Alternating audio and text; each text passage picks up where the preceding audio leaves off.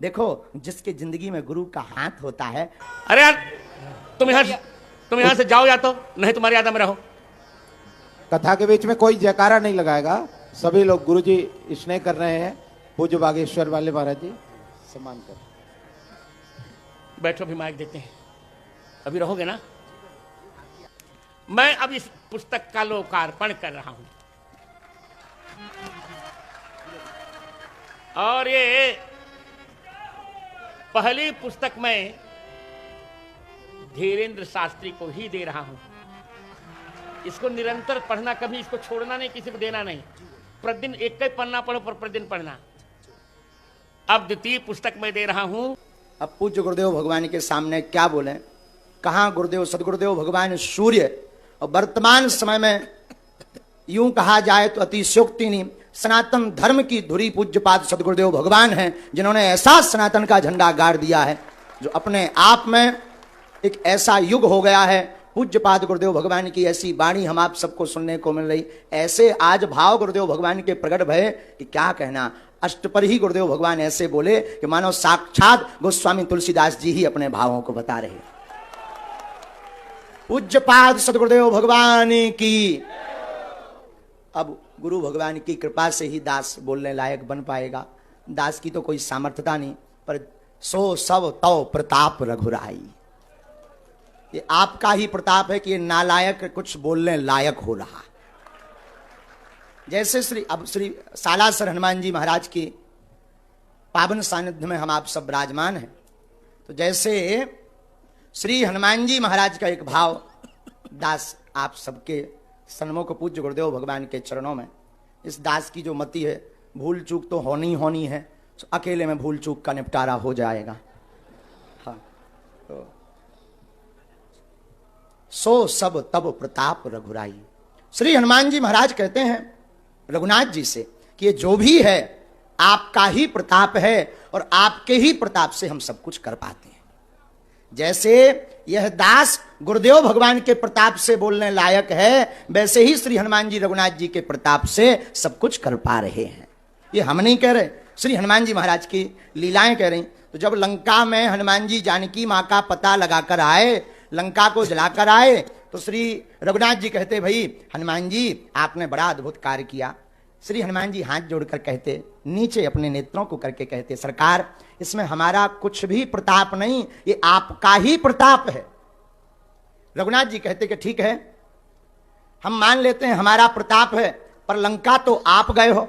अब देखो, आज के जमाने का कोई व्यक्ति होता, छोटा मोटा भी काम कर दे, सो फूलों नहीं समाऊता के फोटो हमारी अखबार में छपे, टीवी पे आवे, नहीं आवे तो नाराज के हैं, हमने ऐसा करो, हमारी पूछ लो नहीं भैया। लेकिन धन है श्री हनुमान जी महाराज, उनसे निराभ मानता सीखिए। धन है हनुमान जी। राम जी कहते आप लंका गए, श्री हनुमान जी कहते सरकार लंका हम नहीं गए, आपके प्रताप से गए। लेकिन श्री राम जी कहते गए तो आप हो। बोले सरकार गए हम हैं, पर जो राम नाम अंकित अति सुंदर जो मुद्रिका दी, उस प्रताप के सहारे हम समुद्र पार हो गए। एक बात। अब दूसरी बात सुनो। श्री राम जी बोले वाह, हमने मान लिया, चलो तुम लंका मुद्रिका पर बैठ करके गए या मुद्रिका के प्रताप से गए, लेकिन लंका तो तुमने जलाई। हनुमान जी बोले इसमें भी आपका प्रताप। रघुनाथ जी बोले इसमें भाई हमारा कहां प्रताप, ये तो अतुलित बलधामम आप हो, तो आपने ही ये सब किया है। श्री हनुमान जी कहते सरकार फंसाओ ना, ये भी आप ही का प्रताप है। बोले क्यों? बोले हमने थोड़ी लंका जलाई, लंका तो जलाई पूंछ ने। अब पूंछ हमारी थोड़ी है, पूंछ का मतलब होता है प्रतिष्ठा। जैसे हम लोग कहते ना भाई इनकी पूंछ तो इतन से दिल्ली तक है, तो पूंछ का मतलब पूंछ थोड़ी निकल आओ, पूंछ का मतलब प्रतिष्ठा है। हनुमान जी कहते आगे ही राघव मेरे हैं, पीछे है पूंछ रहस्य भारी, बंदर को भला पूछता कौन, प्रभु श्री राम से ही तो है पूंछ हमारी। तो श्री हनुमान जी कहते महाराज हमने लंका नहीं जलाई, पूंछ ने जलाई। तो बात जाने, और रघुनाथ जी बोले पर पूंछ भी तो तुम्हारी है। श्री हनुमान जी कहते पूंछ हमारी नहीं, हमारी पूंछ आपसे ही पूंछ हमारी है, लेकिन लंका तो तुमने जलाई, ये पहेलियां मत बुझाओ। तब श्री हनुमान जी कहते महाराज लंका सरकार लंका 5 लोगों ने जलाई। बोले नाम बताओ। बोले सीता के संताप ने, आपके प्रताप ने, रावण के पाप ने, ब्राह्मणों के श्राप ने, और हमारे बाप ने लंका को जलाया है।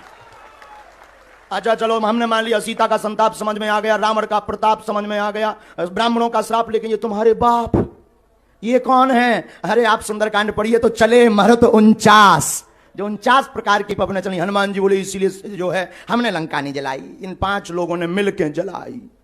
रघुनाथ जी कहते तब भी हम नहीं मानेंगे, इसमें भी तुम्हारा ही प्रताप है। श्री हनुमान जी कहते हमारा नहीं है सरकार, जिसने फोन लगाया बुझाने। रघुनाथ जी बोले मतलब? बोले हम तो जो है तरु पल्लव महु रहा लुकाई करो विचार करो का भाई, हम तो अशोक वाटिका में वृक्ष के ऊपर बैठे हुए थे, आप ही ने त्रिजटा को सपना दिया कि सपने बानर लंका जारी। हनुमान जी बोले हम समझ गए कि हमारा phone out of coverage area चलोगा, इसलिए त्रिजटा के फोन पे मिस कॉल आ गई। तो बोले हमें क्या पता कि लंका, अब आप ही ने सपना दिया, जिसने सपना दिया वो जाने, उसी ने जलवाई, हमने थोड़ी जलाई। हम तो अच्छे खासे बैठे थे, क्योंकि जामवंती जी ने कहा था इतना करूं तात तुम जाई, सीता है देख कहो सुध आई, इतना करो कि देख के आ जाओ। तो हमने तो देख लो तो कि जानकी जी बैठी, अब कुछ करना ही नहीं है, वापस जाएंगे। लेकिन जब सपना आपने फोन लगा दो त्रिजटा खा के सपने बानर लंका जारी, जातु धान सेना सब मारी, खर आरूढ़ नगंद सीसा। हनुमान जी समझ गए कि अब जो और रह गो चिट्ठी भेज नो ही पाए सरकार।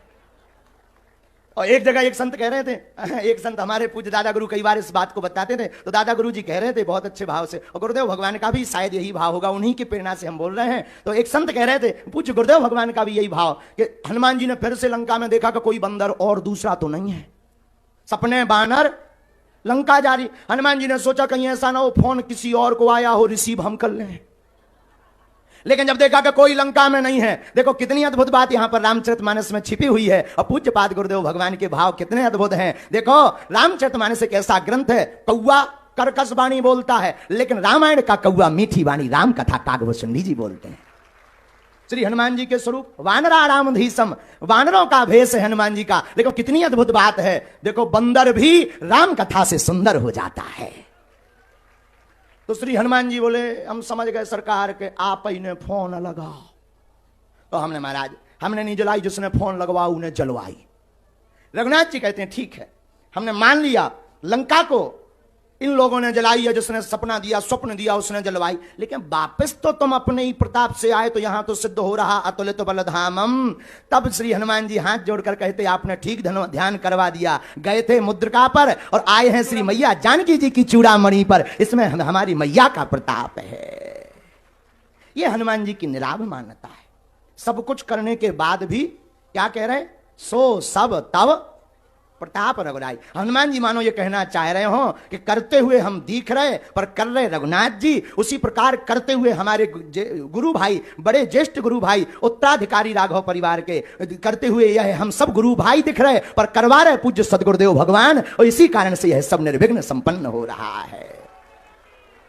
बोलो पूज्य पाद सदगुरुदेव भगवान की, अपने अपने मताई बाप की। तो ये गुरुदेव भगवान की कृपा प्रभाव से हम आप सब सालासर श्री हनुमान जी महाराज के चरणों में इस महानतम यज्ञ का आनंद ले रहे। और गुरुदेव भगवान ने आज कितनी बड़ी बात कही कि भारत के इतिहास की ऐसी यज्ञ है, वशिष्ठ त्रेता युग के बाद पहली जो है निष्काम यज्ञ यहां पर दूसरी हो रही है। तो जोरदार ताली बजाकर इसको जन जन तक पहुंचाओ। आप लोग राजस्थान वाले हो, रोज आओ। राजस्थान के आदमी खम्मा गड़ीसा वाले बहुत खतरनाक होते हैं गुरुजी। राजस्थान के पेपर में एक बार एक प्रश्न आया गुरुजी, कहा कि अच्छा बताओ, क्वेश्चन किया लिखा पेपर में, ये बताओ भाई चुनौती किसे कहते हैं, चुनौती के बारे में बताइए विस्तार पूर्वक। राजस्थान का यही रहा होगा सीकर का एक विद्यार्थी, यहीं बैठे उसी में से चंगी लाल। तो उसने जो है पेपर लिया और पेपर में उत्तर पुस्तिका में लिखा के आगे पढ़िए आगे पढ़िए आगे पढ़िए, और सबसे लास्ट के पेज में लिख दिया तेरे बाप में दम हो तो पास करके बता। यही चुनौती ही कहते हैं, इसे चुनौती कहते हैं।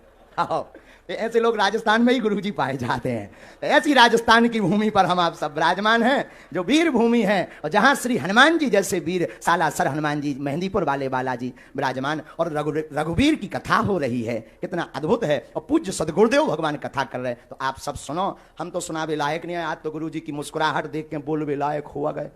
आज लो नहीं बोला नहीं था का पतो बीच में का धूमकेतु हो जाए, दिन भर जल लगत रहा। तो आज तो लेके हमने देखो कि आज तो सिग्नल ठीक ठाक है, मुस्कुराहट बरकरार है, लालिमा एकदम चमक रही। और अच्छे अच्छे आने के बाद पे गुरुजी ने 2 बेर नाम ले लो, बोले धीरन जी ये तुम्हारे लिए भाव हैं। हम समझ गए कि अब गुरु बलवान है, चेला पहलवान बन जा। हम कहीं देर भली क्यों, सो हमें जैसे ही माइक मिलो सो बोलवे लायक जो बनो, टूटो फटो सो बोल दो। सब जने खूब प्रसन्न रहो, गुरुदेव भगवान के खूब दर्शन करो। और मोह तो आज जाने में दिन भर दिल्ली से चल के आओ, तो जाने खूब प्रसन्न रहो। देखो जिसके जिंदगी में गुरु का हाथ होता है वो हमारे जैसा नालायक भी कुछ बोलने लायक हो जाता है।